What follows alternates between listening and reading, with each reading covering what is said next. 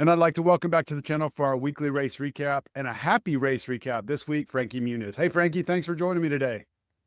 Thanks for having me again. So before we get into yesterday's race in Michigan, I want to go back to earlier in the week and an announcement you actually teased here on the channel a couple times for what you're going to be doing this week in France. So kind of talk to me about that.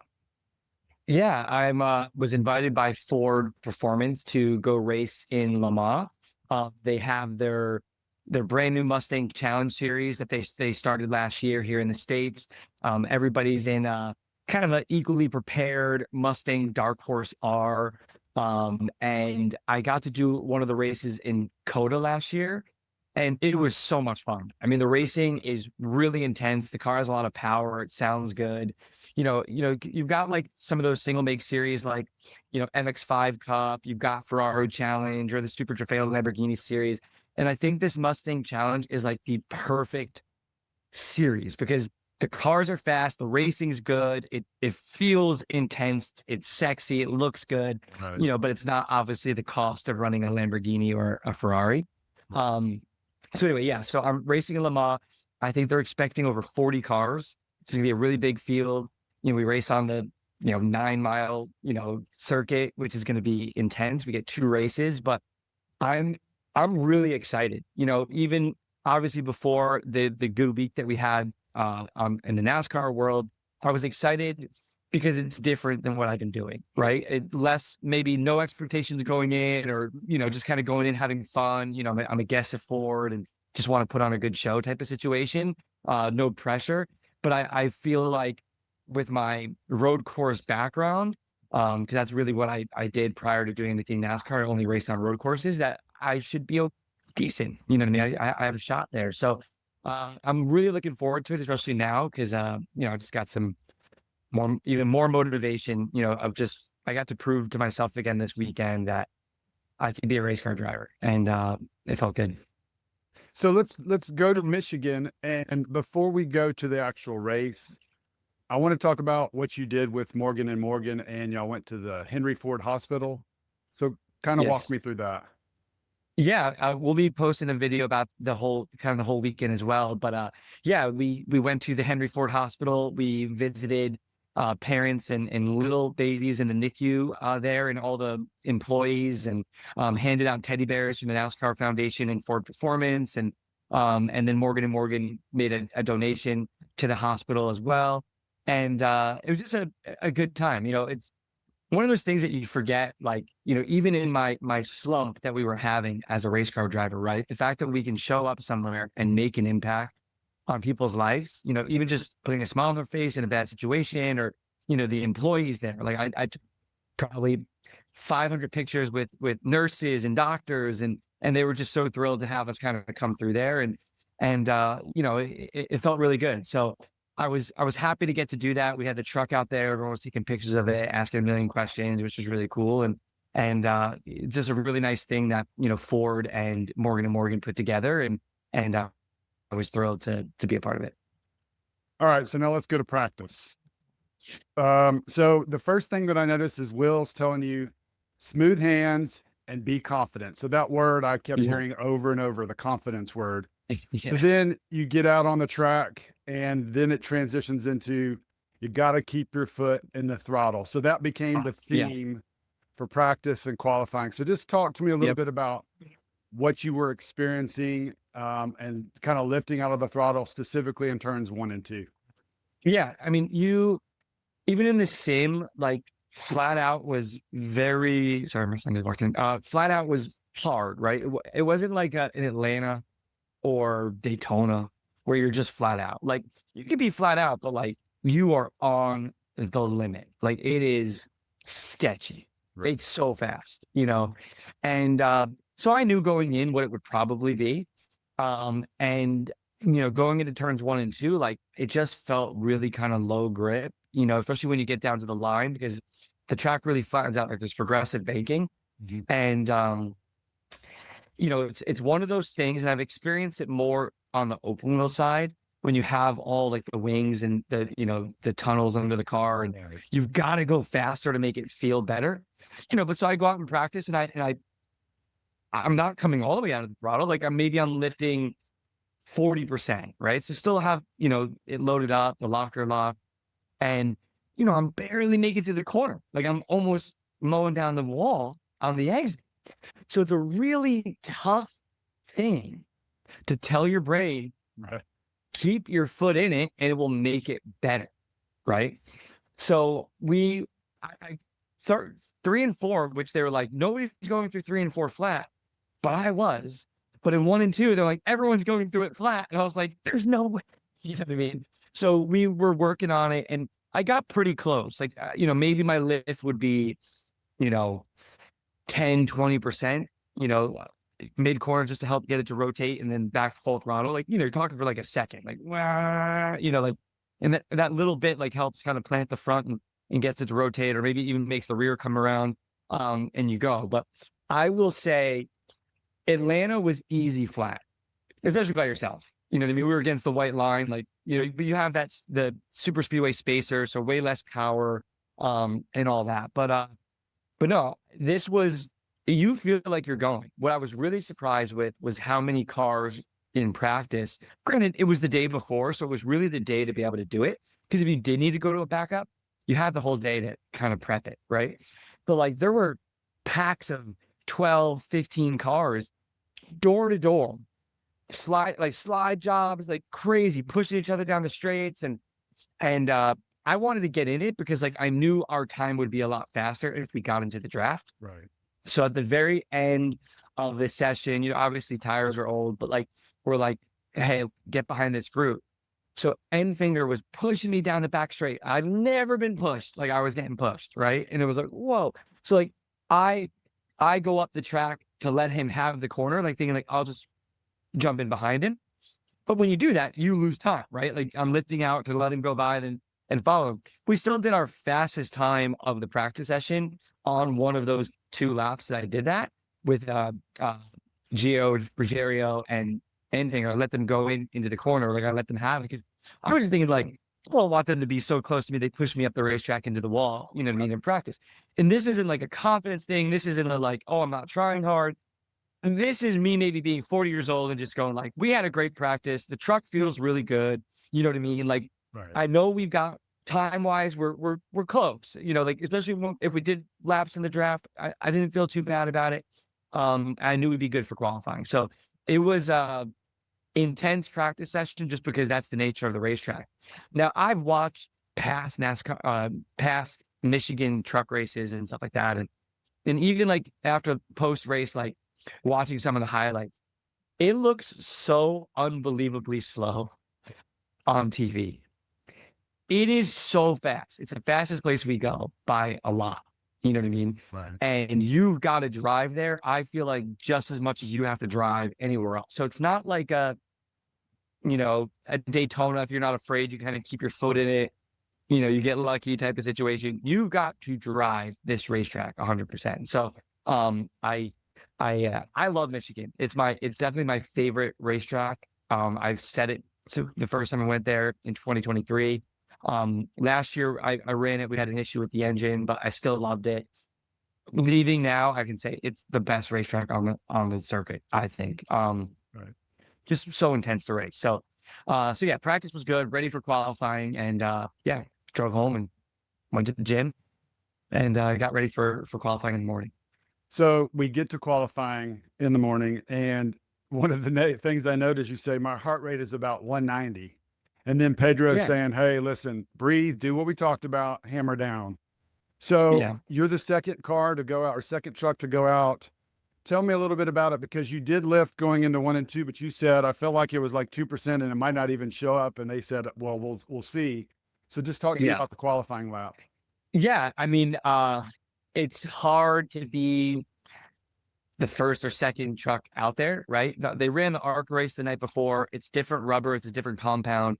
You don't know how the Goodyear and the General Tire rubber are going to work with each other. Right. Sometimes when you're the first couple laps out there, it's super slick just because the compounds don't match up. So you just don't know. It was a lot cooler out, which I thought was good because I thought it would build more grip into the track with it being cooler and, more RPMs, more power engine wise. Sorry, my son, he's spying on our interview. I don't know if you can see him there. He's having a good time. I love it. Yeah. So yeah, I knew like I got to do it flat. I talked to Josh, I looked at a lot of the data, and yeah, not everybody, a lot of guys were really close to flat, if not flat, through 1 and 2. Right. Maybe lifting in 3 and 4, but yeah, I was ready to go out there and keep my foot in it, but it's intimidating. So I start the lap, I get a really bad launch. You know what I mean? And on a track like that, where like you're gonna go flat through 1 and 2, 3 and 4 coming to the green, it's all about your launch. Like it's literally imperative you get off pit road good. And I just got a ton of wheel spin, and I'm like trying to like lift down the throttle to get it to grip up, and it just won't. Like in first gear, I'm just spinning the tires. So I short shift to second. So then you're, low in the RPM. So I didn't get a good launch, but all right, I go flat through 1 and 2. I actually hit the rev limiter in third gear, which that costs you time. It slows you down a mile per hour or whatever. So I'm like, all right, you got this. Just do it flat. Go through 3 and 4 flat, cross the line. I go into 1, and there's also something about like your first time through the corner of the day. You know what I mean? Your body's not used to it, and you feel like you're going a million miles an hour there, and you turn in, and it's sticking, and it's taking it, and I get to the center, and I just start to get a little tight in the center to where like I may in my head I thought about lifting, right? Like if I'm trying to break the floor with the pedal, to be flat out, maybe I was still flat out, but like I wasn't trying to break the floor. Right. But like realistically, that's how I feel. But like it probably was like a 10% lift off the throttle, but you're talking like you're lifting it a millimeter, you know what I mean? You're not like coming out of the throttle, and got back into it, made it on the exit, went flat through 3 and 4, and a decent time. It was my fastest lap, that we had done. But I know that we could have been probably, my guess is 2 or 3 tenths faster if I just got that launch better off of pit road. Josh, this weekend, here's a kind of a funny story. I haven't, since Atlanta, my chassis number 109, I haven't thought has been right.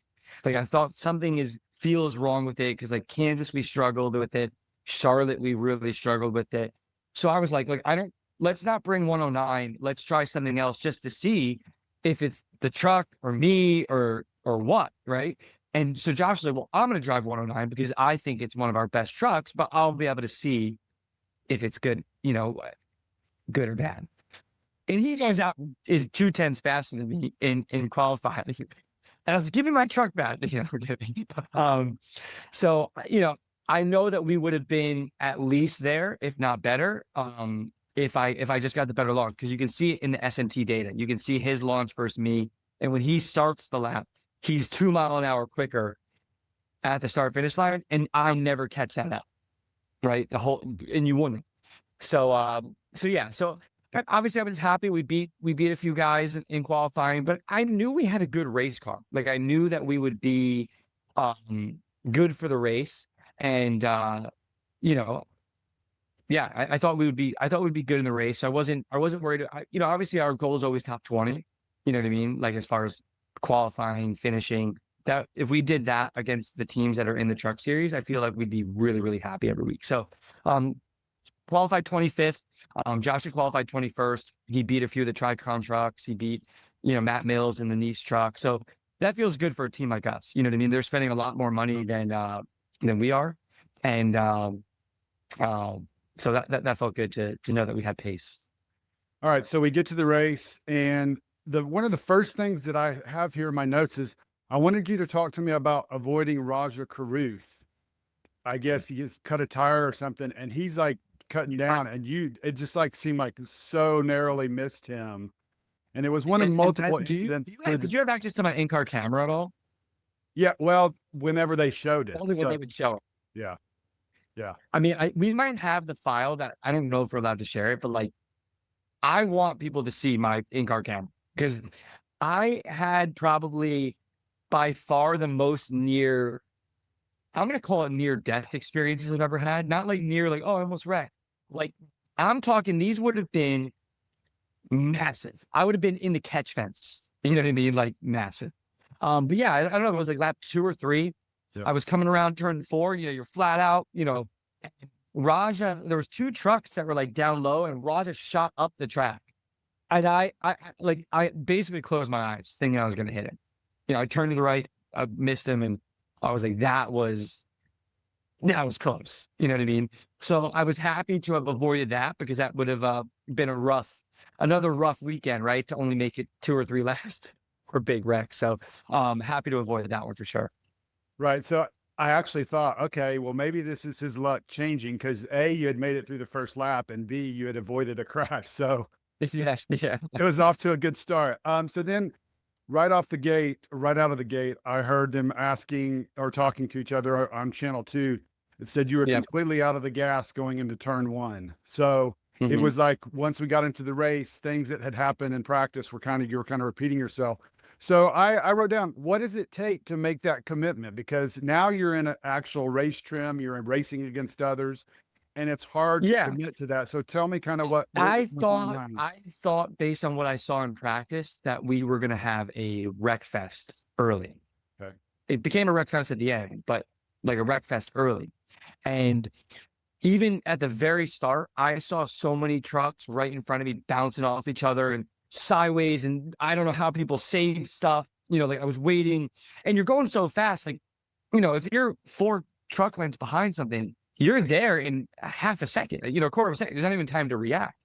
So not that I was laying back, but I was kind of going like, I know I'm not going to go a lap down at the speed that I'm running in stage 1. Right. Right. So figure out what I need, run some decent laps and figure out, so I wasn't like I was very tight. I actually, in the beginning of the race, I was very loose as soon as I would turn in. I would turn in and I was like basically sideways, which I hadn't experienced yet in practice. I never felt that.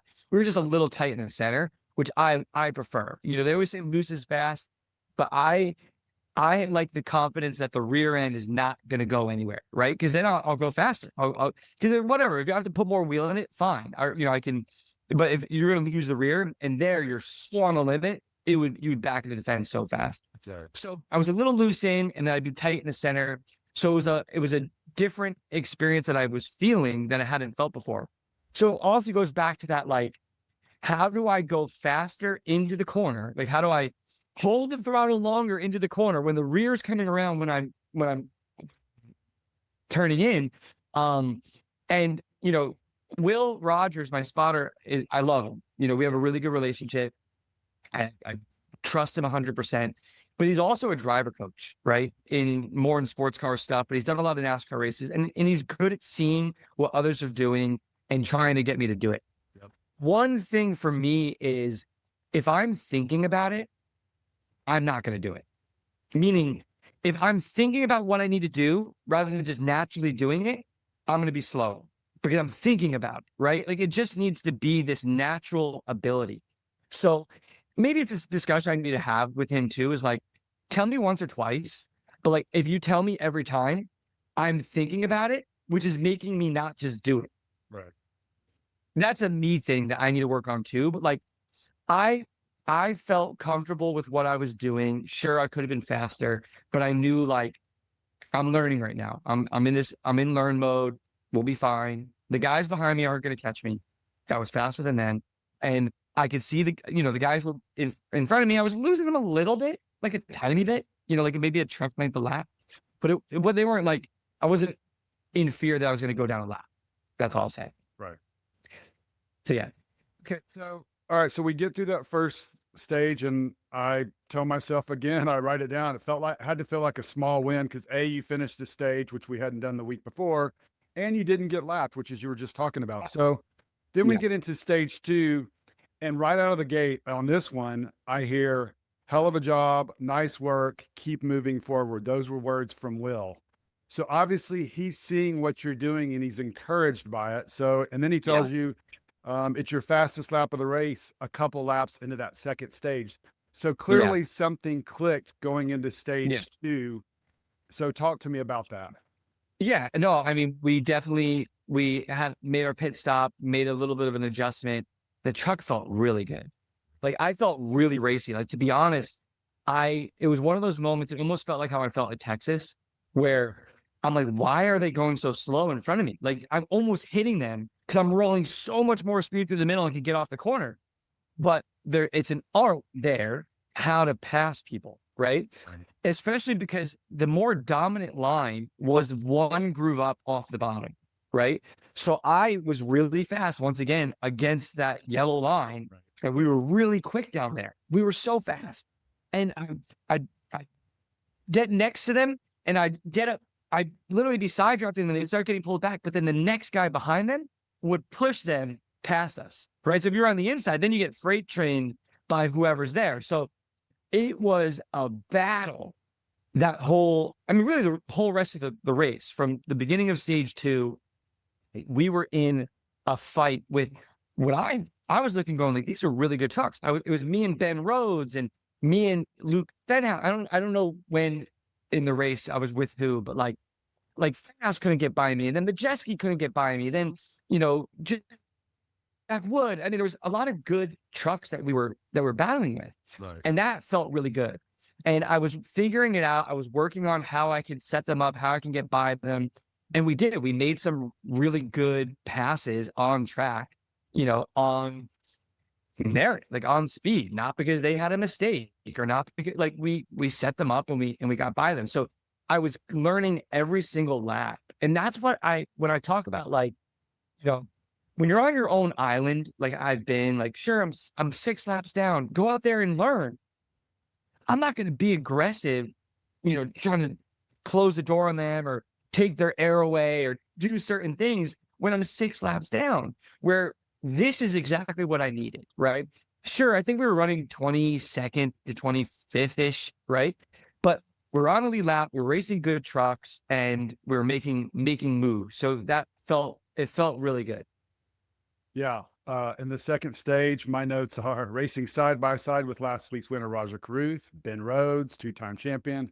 And then I wrote, I'm thinking about how you're battling other trucks on the lead lap. You're not on an island like we've talked about being the case so much this season. How did it feel? So, I mean, I remember in that stage thinking like, this is going good. Even like, sure, I'm not in 5th. I'm not winning the race, but like this was what I needed to prove to myself. Even at that point, halfway through the race, I was like, okay, I can do this. I can do it. And I was just building more and more confidence as the race went on. You know what I mean?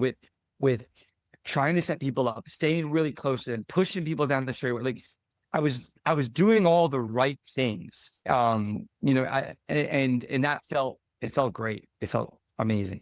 It's like not saying like, oh, if the race ended at that point, I still obviously would have been upset.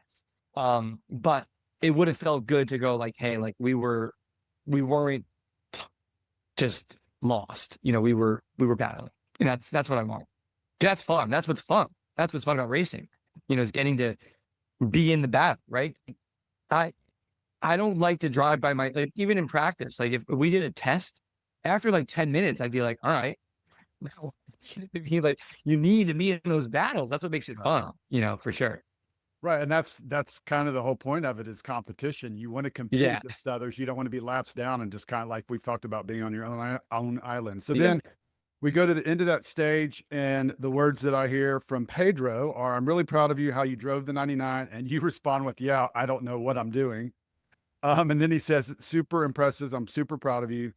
And then I think you put this out in the universe when you said, in the truck series that doesn't wreck. And I wrote, seriously, why do you think that is? Then we go to stage 3, and we even had a red flag. So I thought it was interesting that you noted that we haven't had a lot of wrecks or cautions, because you talked about, you know, all these cars or trucks falling out in the past that haven't. And it's resulted, you know, you could have made passes and potentially finished higher up. So yesterday, it did work that way. After you made that comment, all these wrecks happened in that first part of the third stage. So one of them was you lost 4 spots on pit road early on. So just kind of talk to me about what it was like after saying there's no wrecks and then one after another, and then we have a long red flag delay.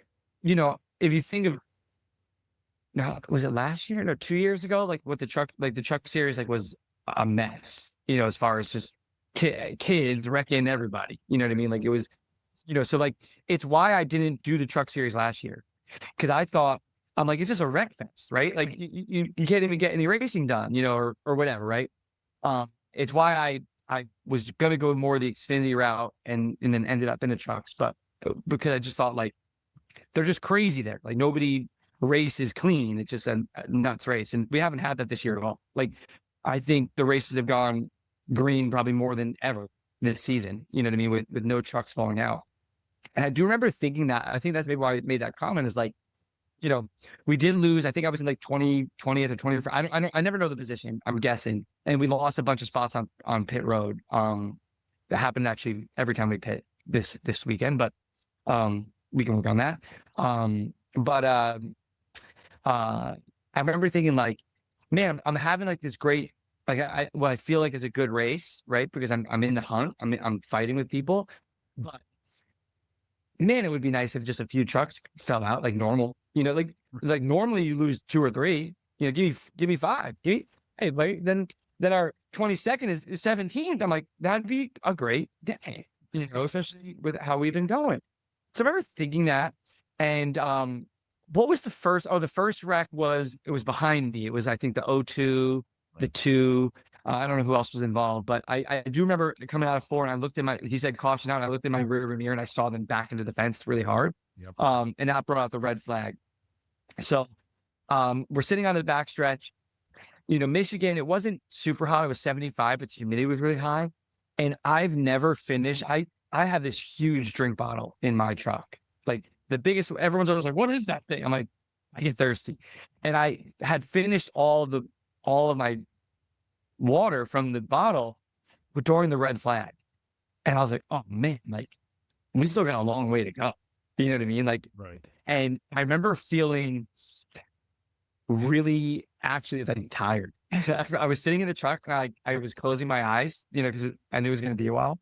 And I was like, I think I can fall asleep now, just because like it's physical. Like that track is really physical and demanding. So, but I was like, man, my lips were chapped. I'm like, all right, I'll be all right. I can do this. This is why I go to the gym every day. You know what I mean? I can do it. But yeah, I did. so that started the kind of the chaos. I was going to say, I did hear you say you might need to make a pit stop for chapstick. So, Shit. all right. So the red flag delay. Well, I also have to know, I watched the replay last night on Fox of the race, and I did see that Ross Chastain actually did fall asleep briefly during that red flag delay. So Did he? you weren't alone. So we get back into racing. You're actually racing against Corey LaJoie. And then there's one comment I don't know if you heard this, but it was Will saying, holy shit, dude, right when Tyler Ankrum went for a slide up into the fence and kept it straight, and you passed by on the low side. So yet another moment where you could have been involved in a wreck, and you were at that point inside the top 20. So then we go to the caution with 7 laps to go, and you're P12. So kind of just talk to me about what you're thinking as you steadily find yourself making your way forward through the field. Yeah, I remember we pit for fuel right before the red flag. So when that first caution came out, we pit for fuel only. But I knew I heard Ben Rhodes talking about that after 30 laps in practice, their tires were cording.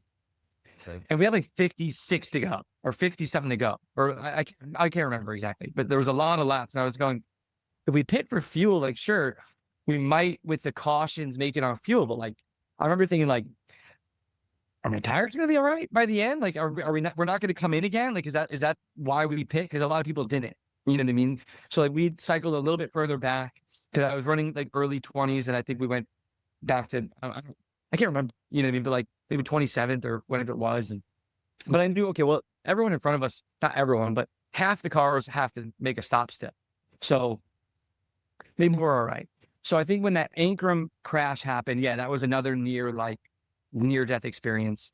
We got through it. We then pit for fuel and tires.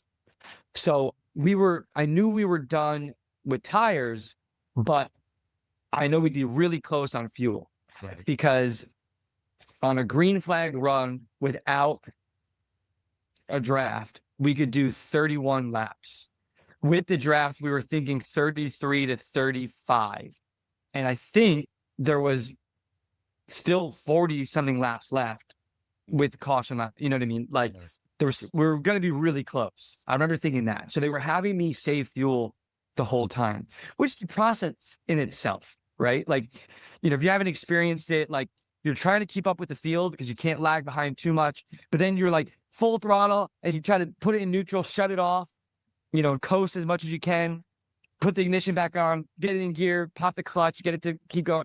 You're trying to do that this whole time and like, keep your head where it needs to be, but you're focused on saving fuel. And it's, so that was kind of not the first time we had to do that, but like, that was a big focus for us. Is like, if I kept asking, are we good on fuel? Like, do you think we're good on fuel? And they're like, Pedro was like, we're fine. The issue is if there's a bunch of green, white checkers, right? Like if it goes into overtime, then we don't know, So I'm saving fuel and we end up like, it went green again and people started making, I don't know if they were making green flag stops. I feel like I saw tire smoke going into the pit lane when I come through 4 a few times, but then, there was that other caution that happened. But yeah, so a lot of people then had to come to pit road to make it to the end and got tires, and it cycled us up to 12th or something like that. And I remember going like, great. Like, I think that we have the truck. Like, sure, I'm going to have some really good trucks on new tires behind us, but if we do what we were doing, I think I can defend and keep some of these positions, right? Maybe we lose a few, right? And I remember thinking at that point, like, this could be a really good day. I want to back up a little bit because I remember thinking there was a time when I was fighting Lawless in the one, the 98, the 98, the 66, like it was in that run. And they had just gotten by me because one of those things where I was on the inside and they kind of freight train pushed each other by me. And I was in 22nd at the time. And I remember thinking like, man, if I could get those guys, I can get a top 20.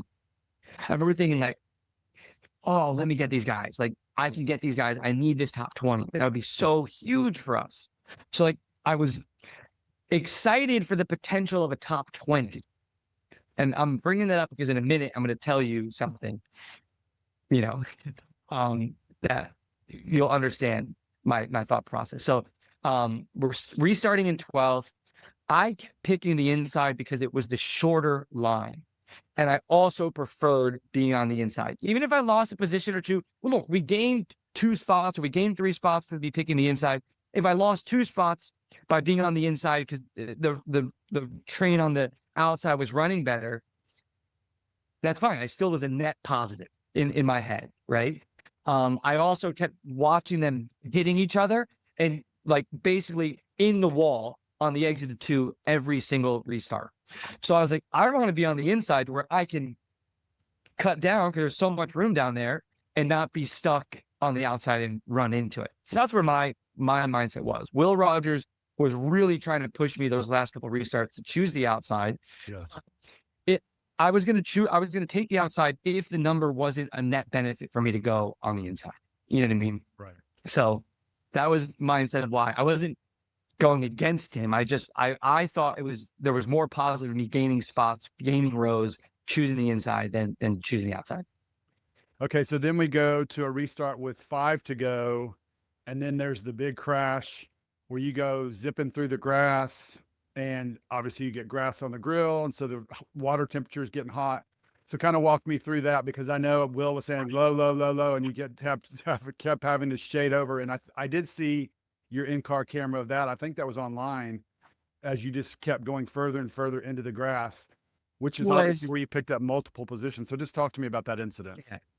We had good restarts for the most part. Like, I mean, me getting off the line, like staying sucked up or whoever behind me would push us and we get into turn 1 and sure, maybe like guys would get around our outside or there's a few people who dive bombed. Even like I was on the inside and they dive bombed and pushed us up. Like, it was crazy every stop.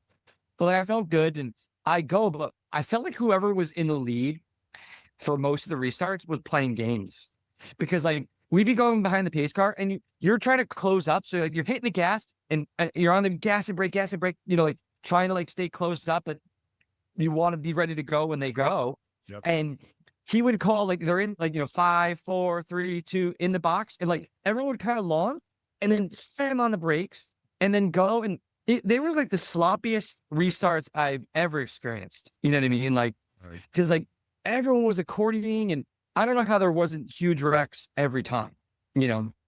So I go and I see all I see is just trucks everywhere. I don't know how I didn't touch one of them, because I should have hit 10 of them. You know what I mean? Even like the 17 at the very end, like because I was in the grass and the grass was wet and there was no grip. Like I would hit the gas, just spin the tires. I thought I was gonna like get stuck in there, so I'm just trying to keep it going, and I could barely get it straight. And then there's the pit wall right here, and I'm like, just get to the road right there, just to be good, and made it through. But obviously, me going through the grass, like I got passed by a ton of trucks, you know what I mean, on track that made it through. And I remember going like, no, when the caution came out, you know what I mean? I know I should be further up there. I didn't think that I was going to put me in 5th. You know what I mean? I thought by me saying that, like, I'd go from 25th back to 15th or something. You know what I mean? Sure. But immediately I had so much grass on my grill, my water temperature, alarms are going off, and anything over 230, 235 is bad. Like the engine, the ECU knows to like cut power, to start like trying to bring the temperature down, and it's just rising. So I'm thinking, shoot, I'm going to have to pit, which is going to put us last or whatever. Or maybe we have damage and I don't know about yet. You know what I mean? Like, dang, like I remember thinking like, I hope this isn't the end. And Josh came up, he was 12 laps down, whatever it was, came up alongside me, got in front of me, and I'm hitting him, and it sucks all the grass out of the grill. And the temperature immediately starts coming down. And then like he went back, and then it started creeping up again. So I went to the 13, and I was hitting him. I was on the radio. I was like, I hope he knows what I'm doing. Like, I hope he's not mad hitting him under caution. But like, it got all the grass out. You know what I mean? So then I'm just trying to clean up the tires, had mud on them, grass everywhere. Just trying to clean it up, get ready for the next restart. Because now I'm in 5th. Yeah. And I'm going, I had the thought, I'm not going to lie. Maybe I shouldn't say this out loud. I had the thought, I went, these dudes are going to wreck each other. I'm going to win. I'm going to win this race. Like, I'm keeping my foot in it. I'm going to win this race. Right? I remember thinking that. So all during that, I'm saving fuel. Have to save fuel. Turn the car on. So you keep the car in a higher gear, like 3rd or 4th. And so even when we take the choose, I choose the inside. It moves me up to 3rd. And I'm literally behind the first. And I'm thinking, I can do this. I got this. But they're still telling me to save fuel. So even as we're coming around turns 3 and 4, I'm still futzing with like saving fuel. Right. And normally I'm in 2nd gear, and I'm doing practice restarts, trying to make sure I've got tons of grip in the tires. They're hot, getting ready. But I was thinking save fuel, and I was thinking, keep my foot in it. I don't care. I remember thinking, I don't care if I wreck from here. Let them wreck me from 3rd place.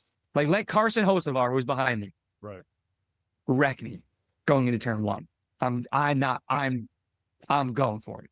You know what I mean? So I'm thinking at that point, minimum, I'm getting a top 10 if we don't wreck. Surely a few guys might go around my outside, but I'm getting a top 10. So we get to the box, and I'm right on, it was Dawson Sutton, the 26th. I'm right on his bumper. And he goes and I go, and I'm like, oh, I just got a great start. I'm like, why am I not going? And then the 7's hitting me, and I'm up in the air. I was in 3rd gear. I've never in my life restarted in the wrong gear. And on the restart of my life, of my career, my chance, I messed it up. 100% my fault. And it stings so bad of the woulda, coulda, shoulda. If I just got that restart decent, what could have been, right? Granted, I could have ended up in the catch fencing if I got it right. You know what I mean? So you don't really know. but it stings to know that I made a mistake, and it cost us a lot of spots. You know what I mean? A ton. Cost it. Well, so you're obviously frustrated and you convey that over the radio. Then we go to the next restart and, you're back. I think you were back in like 16th position. You also stopped for a splash of gas. So then there's the next restart. And I think you started back in 16th, 17th position. And then you make y'all do the green, white checkered, you make it through and you finish 14th. And so I have to think, I know you're disappointed. You didn't get the top 10, but after having one conversation with you week after week after week of the whole Malcolm life is unfair, you got one incident where you get moved out from where you thought you'd be 15th to 5th. You avoid all these trucks and accidents, and you get a 14th place finish. So I'm feeling, okay, maybe this is a turnaround for his season that he's been looking for. So kind of tell me what you were thinking once you crossed the finish line. I mean, obviously extremely thrilled. I can't not be mad at myself because as a race car driver, you're never fully satisfied, right? Unless you win, you're not satisfied. You finish second. I could have finished second. I'd be like, oh, I could have won. If I just didn't, you know what I mean? Right? You're never satisfied. Granted, it was a great learning experience. I hate that it happened because it's like the thing that people are talking about online. You know what I mean? After like we had such a great race. We battled the whole race. We didn't get lucky this race, meaning we got lucky because we made it through stuff, but we didn't get lucky like, oh, we were just in 30th and it came our way. But I felt amazing. Like even that last lap, I passed the 98 going into 3, you know what I mean? And finish in front of him. And with the way our season has gone, this is exactly what we needed. I mean, God, a top 10 would have been, but I'm so excited for Pocono. I think these bigger tracks, not saying like a Daytona, like the mile and a half, I am really comfortable. You know what I mean? People say that those are the scary ones. I'll say that the race was insane. It doesn't look like it on TV. It is so insane inside the car. Right. Like, it's not like you're just, it is from the drop of the green to the end, the craziest thing I've ever done in my life. 100%. But it made me go, this is why I want it. This is why I do it. And this is why we keep showing up. Because when you have that feeling, to me, there is nothing better in the world. And that's, it was cool to get to experience that again, because the way the last 8 weeks have gone and the way I've been feeling just so dejected, because it hasn't been in my control. It hasn't been like I said, Charlotte, we had the steering issue during the race. I don't know what was wrong. We were just so bad. I was 8 laps down. I finished 8 laps down. Not because we did anything wrong. I mean, meaning like we made it like something broke. Just in speed.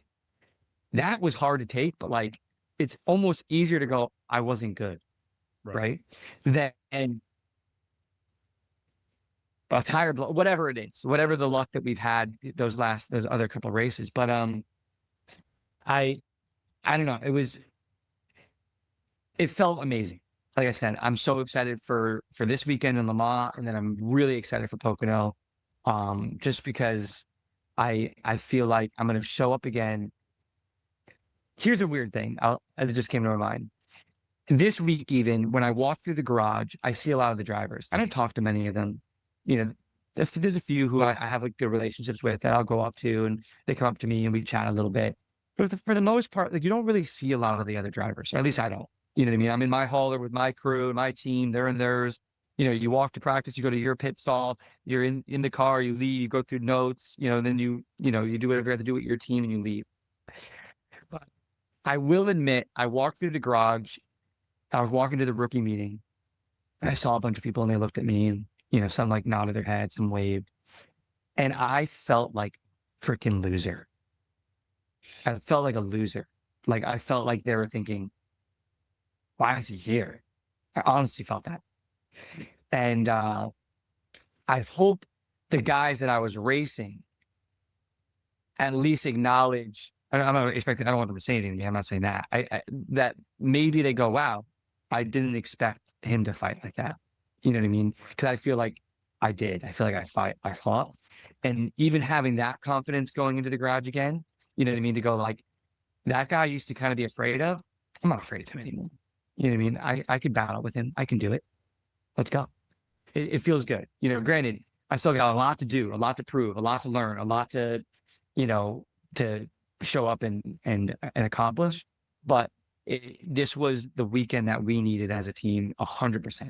Towards go like this was exactly halfway, right? Halfway through the race was halfway through the season, right? Because this was race 13 of 25. And so we got a lot of races left, and I'm ready for this to be the turning point of a good rest of the season. I got to tell you, in that second stage, I made it in my notes, and I said, when you started getting confidence and you started making passes, I said to myself, this may be not only the turning point race, but the turning point literally of the season in that second stage, because it felt like it was just a whole different vibe. And, you know, I've been fortunate to talk to you throughout the season, but hearing you talk about the confidence you have and you're not afraid of those guys sounds like what you said after Daytona, right? And in Atlanta, where you felt like you belonged. And then this whole spate of races since then, it's been like, do I belong? Questioning whether you can do it. And now that you've proven that you can do it, it makes me happy to hear you say this. And I know your fans will love to hear that, because obviously it's been a struggle, and it's really nice to see you finally reap the rewards of your hard work and your team's hard work. Because the team is obviously, you've talked over and over about how they get dogged on by fans and they don't get the respect that you think they deserve because they're putting out good trucks. And finally, you got to prove it yesterday. So I'm really happy for you. It was fun to watch. It was, while I didn't get to hear any controversial drama radio, it was definitely a nice listen to hear you so confident. A little bit. Be mad at myself about the situation. But the third gear situation, yeah, you were a little disappointed, but I mean, overall, it was so nice to hear. So Yeah. I'm really grateful for your time today, Frankie, and super happy for you. And I look forward to what we can see from you next, or 2 weeks, I guess, in Pocono. Yeah, it's gonna be good. I'm ready. Thank you again, man. Thanks, buddy. I appreciate your time.